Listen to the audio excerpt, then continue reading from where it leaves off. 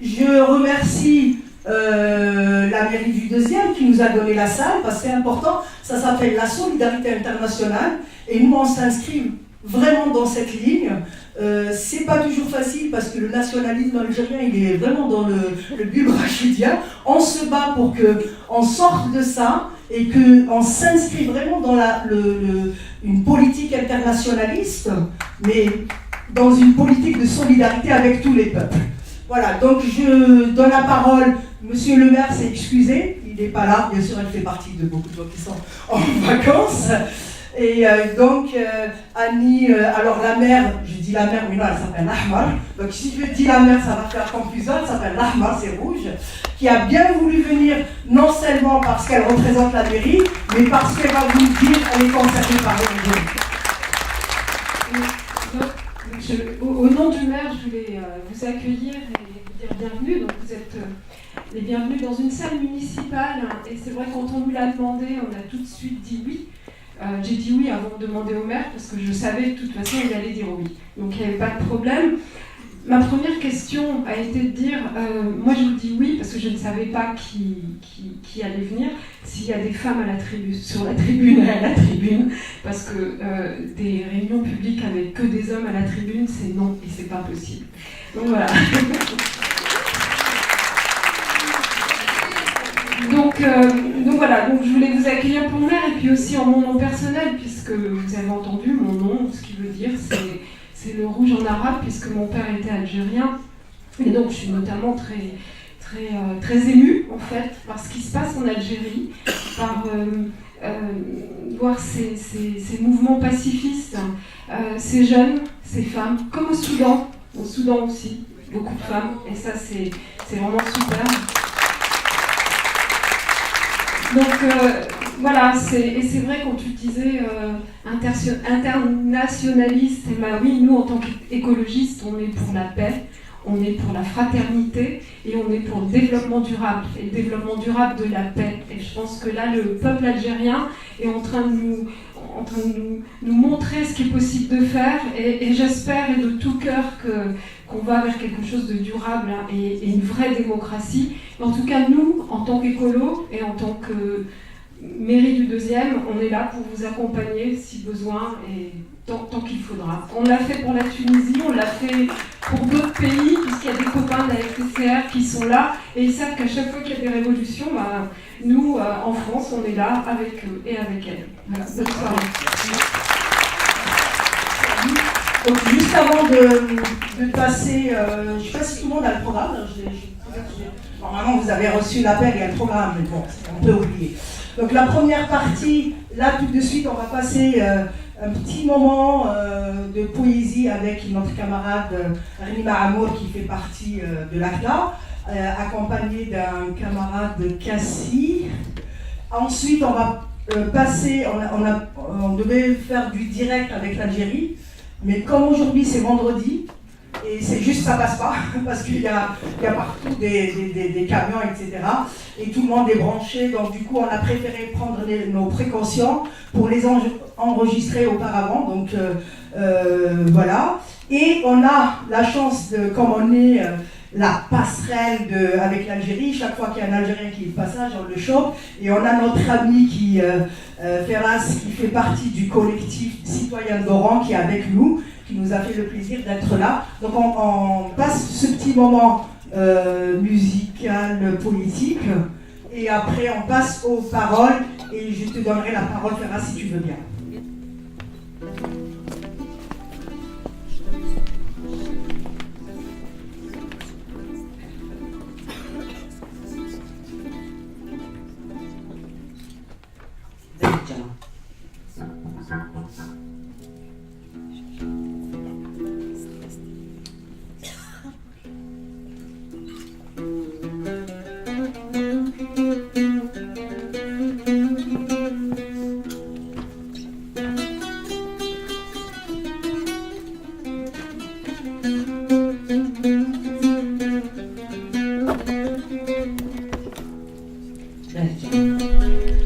Berja sonne comme joie. Pourquoi ce nom ne te sied plus autant? À travers toi, Je dénonce ceux pour qui le mensonge est une prière.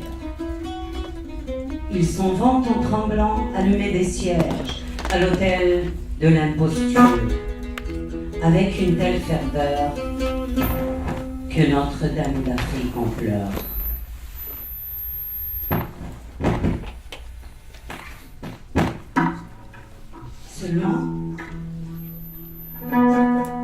Seulement, quant à moi, je célèbre aujourd'hui ton jour comme une nuit. Tes murs décrépits, pour certains une stèle, mais pour moi un tombeau. Pèlerine de l'infortune, je suis venue de loin pour lire dans ton histoire.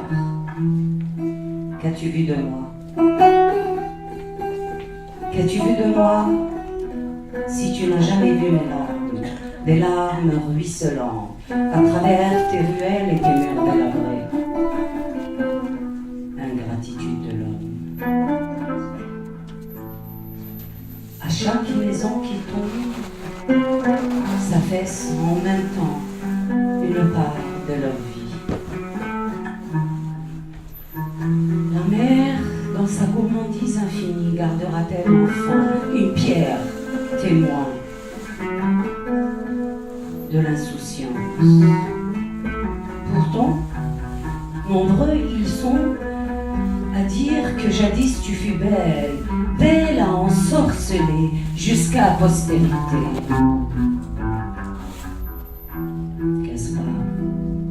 Qu'est-ce pas, tu n'es plus qu'un passé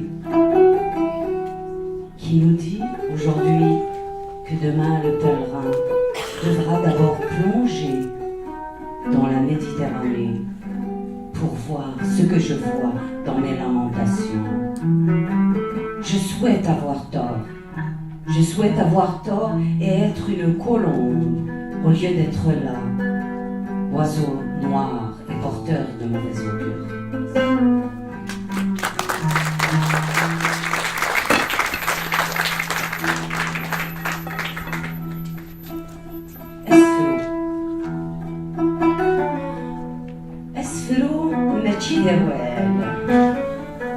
Le poème n'est pas un mot. C'est avec l'émotion qu'il va. Mais quand l'angoisse des trains, c'est avec le verbe qu'il tranche.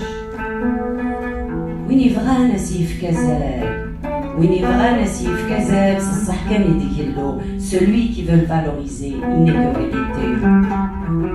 M. Diaz, le poète. M. Diaz, le poète connaît les choses dans son cœur avant de les transcrire.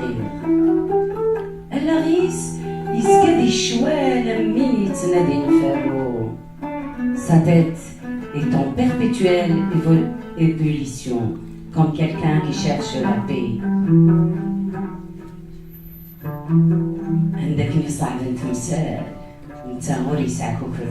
Là où les choses sont dures, lui n'a nulle crainte.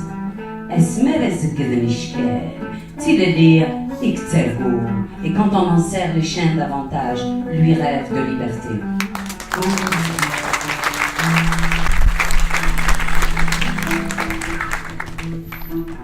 Vous avez compris que le premier était en hommage à la Casbah d'Alger, où il y a eu des morts la semaine dernière. C'est un vieux poème, même si on avertit nos autres poètes, ben, ça ne marche pas. Voilà.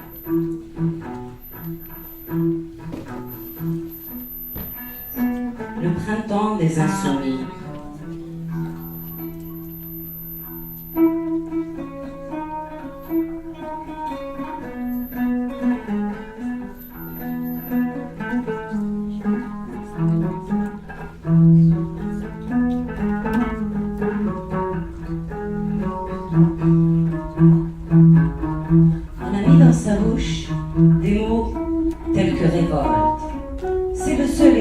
Qu'il est sûr de garder.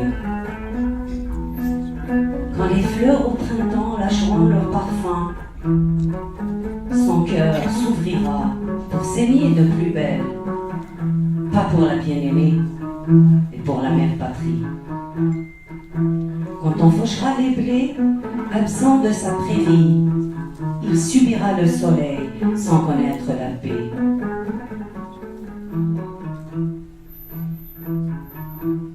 Les arbres dénudés comme ses frêles épaules tomberont comme les feuilles jaunies de sa jeunesse. Il enterra l'espoir perdu dans la grisaille quand la neige couvrira son cri de réprimé. Il se jettera peut-être dans la foule qui hymne les chants millénaires des peuples insoumis. Il n'a cœur du danger. Il n'a cœur du danger car il a joint ses forces à celles de tout rebelle. Si la mort l'enlace, à ses pieds germera la graine dans un mot. Quand l'enfant qui l'a vu saigner en souriant a retenu l'écho dessiné sur ses lèvres. Amour de liberté, inoculé par le vent dans la tête des enchaînés.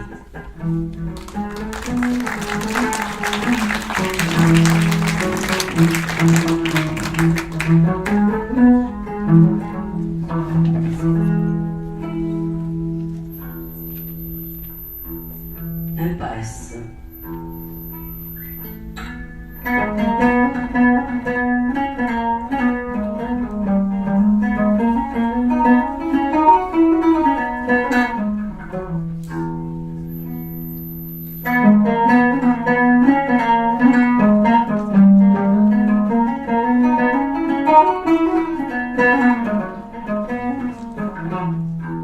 J'ai besoin de croire encore en cette terre ancestrale et me dire que jamais elle ne devra plier.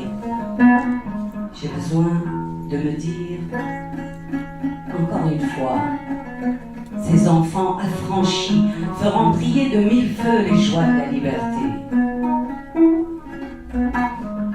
Dans mon siècle, asservis par l'impact de l'image, ils ne peuvent séparer le vrai grain de l'ivraie. S'ils épousent à chaque fois une cause étrangère, ils sont à milieu des fruits de leur terre. On leur a retiré même la foi du labeur. Ils sont morts au présent, vivront dans le futur comme des êtres accomplis dans le refus de soi. Muets aux langues multiples, ils s'exercent chaque fois au cri de la révolte. Germés de leur naissance, portés comme un fardeau dans leur vie sans valeur. Ils sont là, révoltés potentiels après chaque accalmie, écrasés de dépit car n'ayant pas de chef. Ils mâchonnent leur colère ou cherchent un ciel meilleur pour laver leurs sueurs.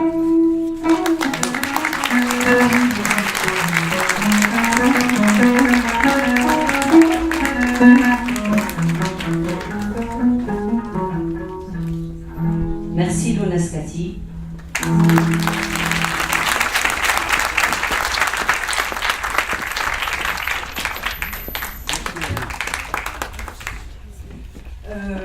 Vous aurez compris que c'est un choix, la poésie, la musique, parce que entre ceux qui n'y croient pas du tout parce qu'ils pensent aux affaires, et ceux qui pensent que c'est péché, nous on fait le choix, que ça fait partie de notre révolution, et d'où ce choix de la poésie, de la musique.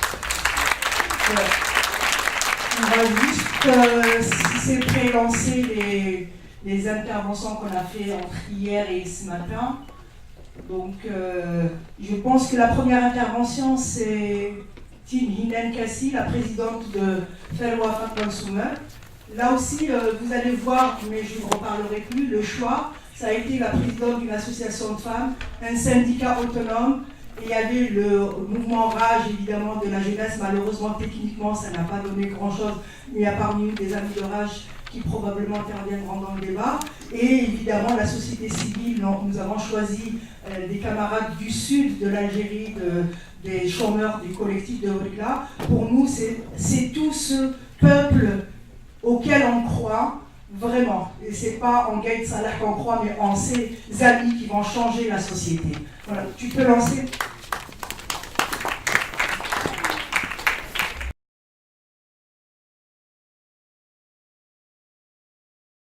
Bonsoir tout le monde, bonjour, je ne sais pas trop à quelle heure ça va être diffusé, donc je vous dis bonjour et bonsoir en même temps. Zoul Filaouen, merci pour cette initiative, merci à Akda pour cette initiative.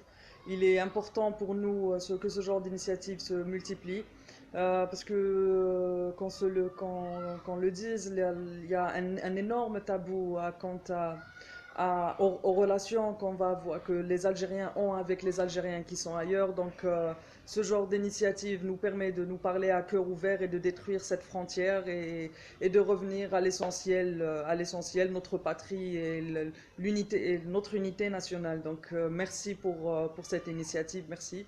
Et elles sont à encourager, et ça serait bien aussi que de notre côté aussi on fasse la même chose, qu'on vous fasse intervenir lors de nos rencontres, etc. On est tous concernés, c'est l'avenir de tout à chacun, qu'on soit sur le territoire national ou pas. Donc c'est extraordinaire d'avoir ce genre d'initiative. Elles sont à encourager et à multiplier et à faire aussi de notre côté, de l'autre côté. Maintenant, vous êtes en France, donc à faire aussi de l'autre côté de la Méditerranée, mais partout où les Algériens se trouvent, il est temps qu'on se parle les uns aux autres, qu'on communique et qu'on essaye d'avancer ensemble, que chacun apporte sa pierre à l'édifice, comme on dit. Pour revenir à ce qui se passe en Algérie depuis le 22, ben, je pense que comme tous les militants, dans un premier temps, on l'a tous vécu dans l'euphorie, dans l'excitation, dans chaque vendredi était... on attendait le vendredi comme un enfant qui attend l'Aïd ou Noël, ou c'était quelque chose, enfin jusqu'à présent, le vendredi est devenu un rendez-vous national où tous les Algériens se donnent rendez-vous dans la bonne humeur et dans une ambiance assez festive. Je parlerai d'Alger, puisque moi, pour l'instant, je n'ai fait que les manifs à Alger. Même si j'ai pas commencé le 22, j'ai commencé à marcher à partir du 1er. Le 22, malheureusement, je n'ai pas trop cru à l'appel à manifester, donc j'ai préféré rester dans le côté observateur, beaucoup plus que être dans l'action, comme on dit.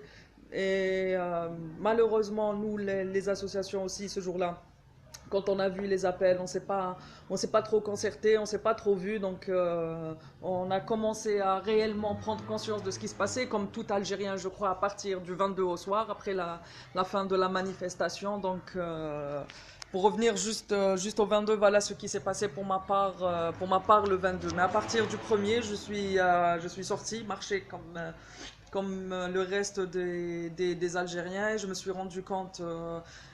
Déjà, il n'y avait pas de répression, mais surtout, il n'y avait pas, parce que, voilà, il n'y avait pas de répression, mais surtout que les gens ne voulaient pas de la répression. Le sang a coulé en Algérie, les gens ont conscience que le peuple a conscience que le sang a beaucoup coulé, donc l'appel au changement a été fait dans le conscient collectif, qu'il y a eu trop de sang qui a coulé. Il y a eu 2001, il y a eu les années 90, il y a eu 80, on a vécu beaucoup de drames, on a perdu beaucoup des nôtres. Donc aujourd'hui, on essaye de se maintenir au calme et de marcher, de revendiquer, mais dans le calme absolu. Je pense que les images de ces manifs, vous les connaissez tous, elles ont fait le tour du monde, et c'est extraordinaire. Il y a aussi quelque chose d'important, les deux faits importants qui sont marquants à chaque manifestation, c'est l'unité nationale. C'est voir des policiers faire des tentatives d'enlever enfin, quelques policiers, je ne sais pas d'où est-ce qu'ils ont reçu un ordre ou pas, mais faire des tentatives d'enlever le drapeau berbère, et les concitoyens le retenir, refuser de le donner et s'unir et dire que voilà, c'est notre identité, ça fait aussi partie de notre identité. Donc il y a cette idée de l'identité plurielle qui rentre, il y a l'idée de la majorité qui rentre. Les politiques de l'État à vouloir diviser la nation n'ont pas fonctionné en ce qui concerne l'identité. Il y a une grosse prise de conscience sur notre identité, donc ça fait partie des acquis de cette révolution, parce que moi je pense, j'aime pas l'appellation Hirak, je préfère l'appellation révolution Thawra, parce que c'est clairement ça, on est en plein révolution, et dire Hirak c'est un peu amoindrir ce que la nation algérienne est en train de construire. Il y a aussi un autre truc qui m'a interpellé, c'est l'anti-impérialisme profond de la nation algérienne. On l'a vu à chaque fois que des États, enfin je parle des politiques françaises ou américaines ou peu importe, ou russes, où il y a eu des rumeurs de tel ou tel État qui voulait avoir un avis sur ce qui se passe en Algérie. La réponse du peuple a été claire, c'est un problème algéro-algérien, il ne regarde personne. Donc ces deux faits-là pour moi sont très marquants et sont des acquis du Hirak qui sont à conserver. L'anti-impérialisme profond de la nation algérienne et l'unité nationale qui est en train de se retrouver, qui est en train de se construire. Les Algériens se découvrent les uns les autres, réapprennent à vivre ensemble.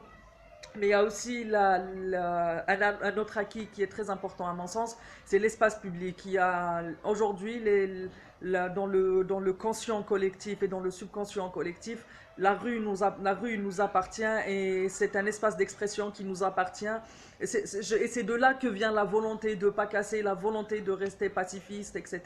Puisque dans la tête des gens, l'Algérie nous appartient et l'Algérie ne doit pas être cassée et l'espace public nous appartient. L'espace public est un espace où on s'exprime, mais un espace public qu'on ne casse pas, mais qu'on construit, qu'on nourrit.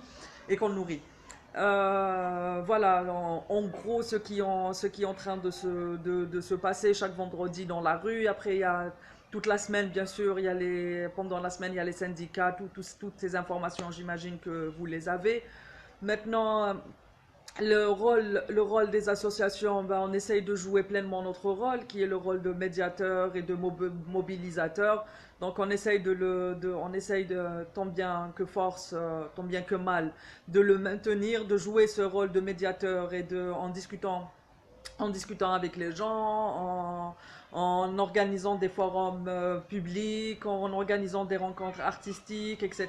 Mais c'est vraiment investir l'espace public et le maintenir dans l'esprit dans lequel il a été mis en place, c'est-à-dire silmiya et yitnahaw ga.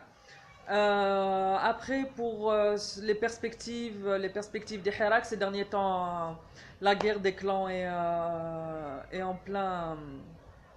Et d'actualité, vous le suivez aussi, donc il y a les arrestations des oligarques, etc., des patrons en corruption, etc. Ma réaction à moi personnellement, c'est, moi je pense qu'on ne peut pas mettre en place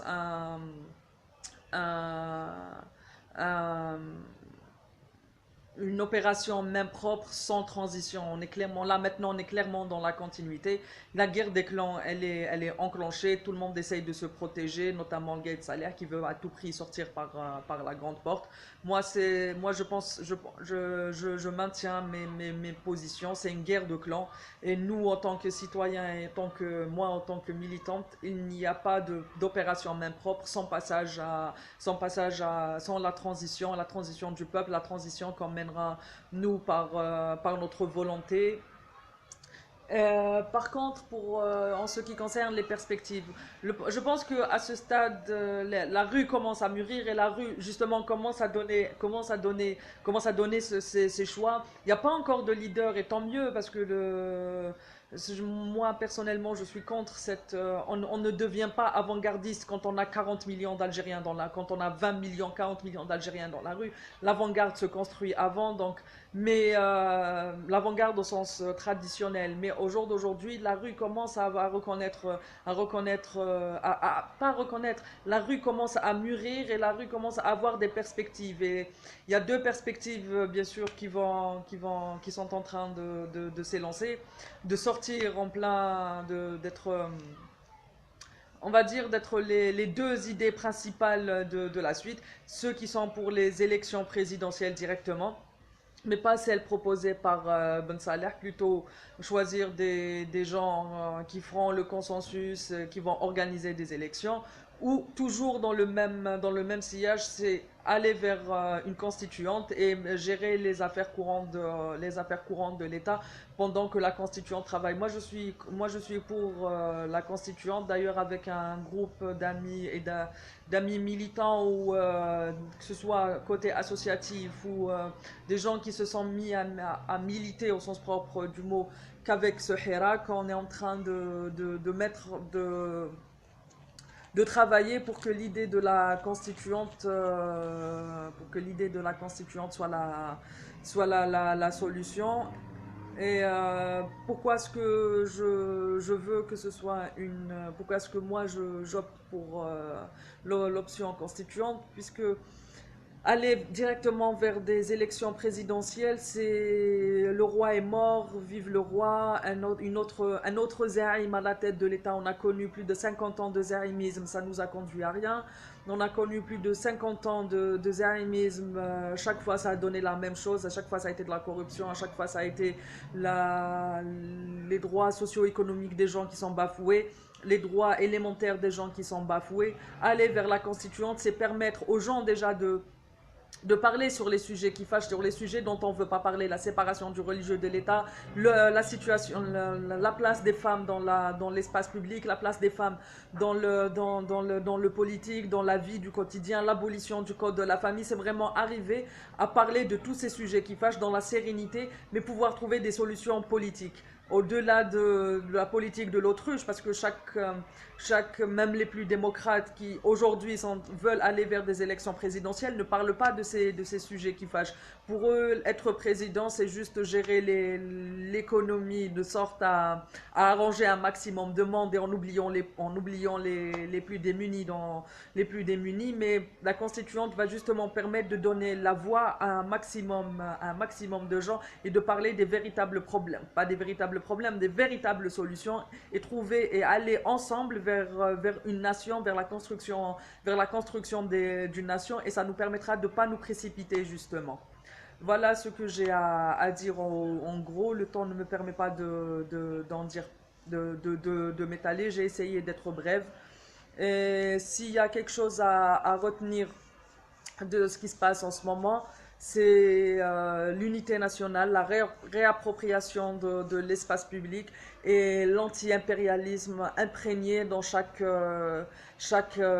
Algérien, et la conscience du fait que la guerre des clans est la guerre des clans, les clans sont en train de se tirer des balles dans le pied les uns et les autres en essayant de sauver leur peau. Nous, on rentre pas dans ce jeu-là. Ils ont tous été à la cause de ce qui se passe aujourd'hui. Donc on en est pleinement conscient et on continue à vouloir avancer en Silmiya et Tnahawga. Merci encore une fois, merci pour cette initiative, et on essaiera de multiplier ces initiatives et à refaire aussi, et à vous entendre aussi. Votre voix compte et nos voix comptent, et seule la lutte paie. Merci à vous et à très bientôt. Merci.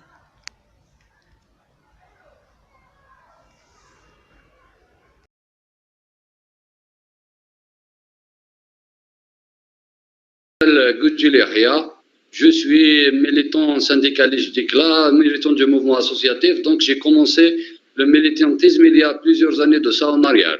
Les conditions dans lesquelles on vit en Algérie nous obligent soit à la résignation, soit à quitter le pays, sinon au militantisme. Donc nous, en tant que syndicalistes, on a choisi justement de faire face justement à ce système dictatorial. Ce système a réprimé des enseignants, elle a réprimé les médecins l'année passée pendant 7 mois, les anciens militaires, les femmes, les chômeurs du Sud, les chômeurs du Nord et tout ça. Il a poussé des milliers de jeunes à s'immigrer sous forme de haraga, une immigration clandestine. Il a sémé vraiment de désespoir dans ce pays. Entre-temps, une toute petite minorité d'oligarques, d'archimilliardaires, elles se sont accaparées de l'appareil de l'État. Ils ont privatisé l'appareil de l'État. C'est comme ça qu'ils votent de l'argent de façon constitutionnelle. Je veux dire, les différentes réformes de la constitution algérienne, essentiellement, surtout surtout à partir de 2006 jusqu'à 2015, on a préparé un cadre légal pour s'accaparer, pour voler les richesses nationales. Le cumul justement de ces oligarques-là qui ont volé tout, donc plus le caractère répressif, dictatorial de ce régime-là, a poussé les gens à sortir spontanément dans les rues. Donc le 22 février, on a eu la première marche grandiose au niveau national autour d'un mot d'ordre central qui est le dégage. Tout le monde demande le départ du système dégage. Effectivement, on a réalisé beaucoup d'acquis, c'est des acquis justement symboliques. On a poussé le président de la République à partir. Le premier B, comme on l'appelle ici, le président du Conseil constitutionnel, est tombé. On attend ce que les autres B tombent encore. De plus en plus que la mobilisation justement s'accentue, s'accélère et tout ça, ce pouvoir-là est en train c'est-à-dire de se mettre à genoux. Ils sont en train justement d'entraîner les gens en justice et tout ça, c'est-à-dire pour récupérer de l'argent et tout ça, tout ce qu'ils ont volé. L'Algérie de demain, effectivement, on la considère comme une Algérie plurielle, une Algérie démocratique et une Algérie sociale. Une Algérie qui va garantir une vie digne pour tous les Algériens, hommes, femmes, jeunes, travailleurs, paysans, étudiants et tout ça. Cette Algérie doit régler la question du chômage, la question du logement, la question du haraga. C'est pas l'Algérie qui pousse les jeunes justement à s'émigrer, à faire de la charité. Pour aller par exemple se soigner en Tunisie, en Turquie, au moment où nos responsables les soignent à l'extérieur, sinon ils ont des cliniques privées ou là où ils se soignent. Donc, je pense qu'on doit y aller vers une assemblée constituante pour qu'on puisse justement écrire une nouvelle constitution. Il n'y a pas de période de transition, il n'y a pas de commission d'experts. Je pense qu'on doit poser le problème d'un point de vue politique. Le peuple doit s'auto-organiser, désigner ses propres représentants. À partir de là, c'est eux qui vont écrire une future constitution. Et merci.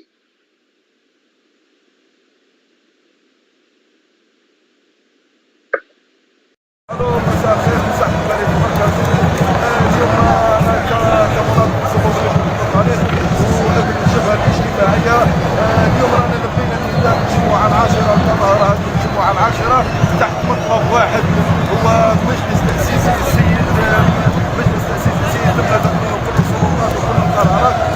اليوم احنا كمناضلين في مدينة مطالين سابقا شاركنا في لبينا النداء للتظاهرات هذه قبل 22 فبراير، ودليل على ذلك السيد الحاج مرمون في جانفي قبل احداث 22 فبراير. اليوم رانا هنا والمطلب بتاعنا هو تجاوز المطلب بتاعنا اللي راه يرفعوا كافه فئات افراد الشعب الجزائري، هو تجاوز المطالب بتاعنا كحركات فئويه كحركات اجتماعيه اللي كانت تطالب بمزيد من الحقوق والحريات. اليوم رانا نطالب بالمجلس التاسيسي سيد الذهاب الى جمهوريه جديده اللي تدير قاطعه مع ما كل هو ماضي من ذهنيات وعقليات وسياسات. اليوم مطالبنا كفئات اجتماعيه نكلناها في ظل هذا المطلب الواحد والوحيد لكل ابناء الشعب الجزائري، وهو الذهاب الى جمهوريه جديده بمجلس تاسيسي سيد يتم هذا منه كل السلطات وكل الهيئات. وحبيت نوجه رساله انا كمناضل ابن الجبهه الاجتماعيه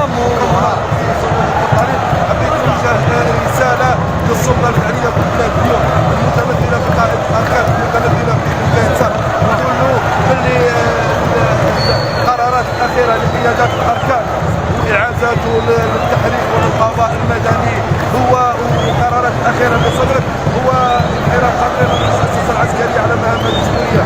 نتمنى ان يعود رئيس الاركان الى رشده ويخلي الشكل السياسي للسياسيين والشأن المدني للمدنيين. ماناش حابين تدخل، ماناش حابين ان تنحرف المؤسسه الدستوريه هذه على مهامها المنوط بها، والجميع الثاني الخاطئ يعرف المهام الحقيقيه للمؤسسه هذه. اليوم رانا هنا نطالبوا بجمهوريه جديده ونطالبوا بجمهوريه جديده بدايه بمجلس تاسيسي تنبثق منه كل السلطات. هذا هو المطلب الواحد والاوحد والوحيد لكافه الشعب الجزائري. بغيت نوجه رساله للداخل وللخارج وللسلطه الفعليه، بغيت نقول لهم انا مناضل ابن الجبهه الاجتماعيه، عقيدتنا هدفنا في النضال هو أنه الاستمرارية جوهر النضال، الاستمرارية جوهر النضال، الاستمرارية جوهر النضال، حتى نحقق المطلب تاعنا اللي رانا رفعناه للجمعة العاشرة، وهو الذهاب إلى جمهورية جديدة بمجلس تأسيسي لا غير.